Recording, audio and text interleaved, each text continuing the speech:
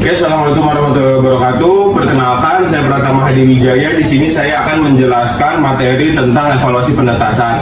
Nah, jadi evaluasi penetasan itu sendiri merupakan tahap akhir dari rangkaian penetasan yang terdiri dari daya tunas atau fertilitas, daya tetas, mortalitas, sama hasil tetas. Nah, terus definisinya yang pertama kita akan masuk ke daya tunas atau fertilitas.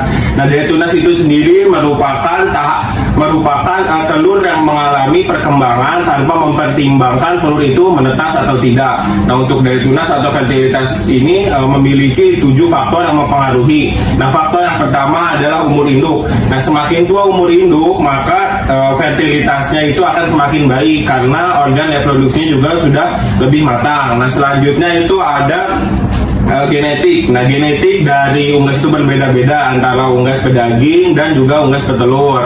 Nah, selanjutnya ada manajemen pemeliharaan. Nah, jadi manajemen pemeliharaan ini berkaitan dengan kandang, dengan luas kandang. Nah, 1 meter persegi itu baiknya untuk 8 ekor ayam. Selanjutnya itu ada manajemen perkawinan. Nah, manajemen perkawinan ini dibagi menjadi 3. Yang pertama ada flock mating. Nah, untuk flock mating ini merupakan 1 ekor pejantan dengan beberapa ekor betina dalam 1 kandang. Nah, untuk betinanya ini kurang lebih 8 sampai 15 ekor betina. Nah, selanjutnya ada pen mating. Nah, pen mating ini adalah 1 ekor jantan dengan beberapa ekor betina, dengan si jantannya ini digilir ke setiap pen atau kepada setiap kandang. Nah, gitu. Nah, yang terakhir ada stud mating. Nah, stud mating ini merupakan 1 perkawinan antara 1 ekor jantan dengan 1 ekor betina. Nah, gitu. Oke, rasio perkawinan yang baik untuk unggas itu adalah 1 ekor jantan dengan 10 ekor betina. Nah, lanjut ke faktor yang selanjutnya, yaitu ada faktor pakan. Nah, pakan yang baik ini akan meningkatkan daya tunas atau fertilitas itu sendiri. Nah, selanjutnya ada penyimpanan telur. Nah, penyimpanan telur lebih dari 7 hari akan menurunkan kualitas telur sehingga fertilitas pun akan menurun. Nah, terus yang terakhir ada iklim. Nah, iklim yang berubah-ubah juga akan mengakibatkan fertilitas itu menurun gitu. Baik, selanjutnya kita masuk ke daya tetas. Nah, daya tetas itu sendiri merupakan perbandingan antara jumlah telur yang menetas dibanding dengan jumlah telur yang fertil dalam bentuk persen. Nah, untuk faktor dari daya tetas ini terdapat 4. Nah, yang pertama itu ada sifat fisik penetasan. Nah, sifat fisik penetasan ini berhubungan dengan yang pertama ada posisi telur, kelembapan, suhu, dan ventilasi pada saat di mesin tetas. Nah, selanjutnya ini ada kualitas telur. Nah, telur yang memiliki kualitas yang baik juga akan memiliki daya tetas yang baik pula. Nah, selanjutnya ada penyimpanan. Nah, penyimpanan telur lebih dari 7 hari akan menurunkan daya tetas. Nah, yang terakhir, yang keempat itu ada pakan. Pakan juga dapat meningkatkan daya tetas.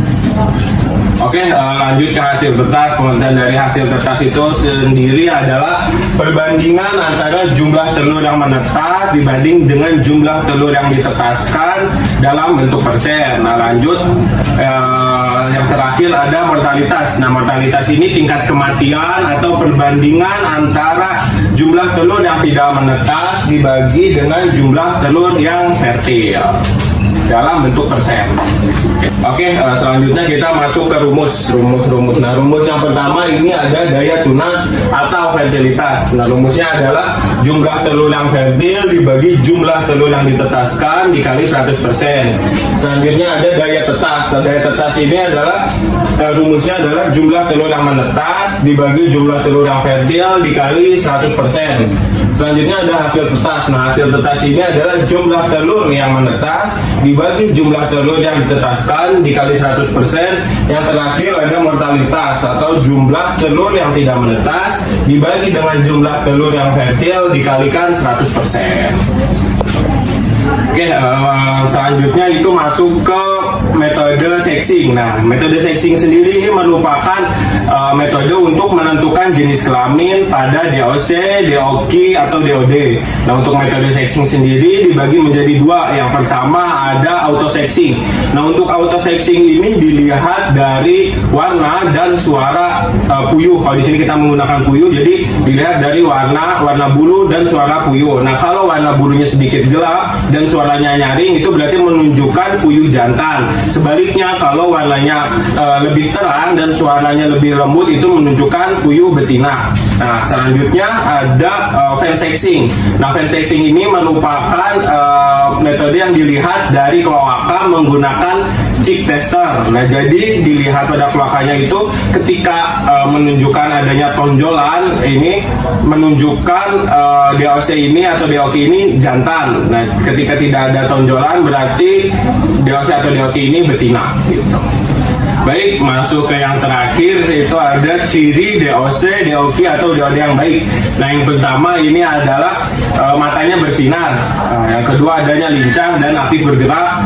Terus yang ketiga ada bulu rapi. Yang keempat ada kloaka dan pusarnya bersih dan kering. Dan yang kelima, yang terakhir itu ada paruh dan kakinya yang kuat. Oke, cukup sekian pemaparan dari materi evaluasi penetasan. Semoga teman-teman bisa memahaminya. Kurang lebihnya mohon maaf. Wassalamualaikum warahmatullahi wabarakatuh.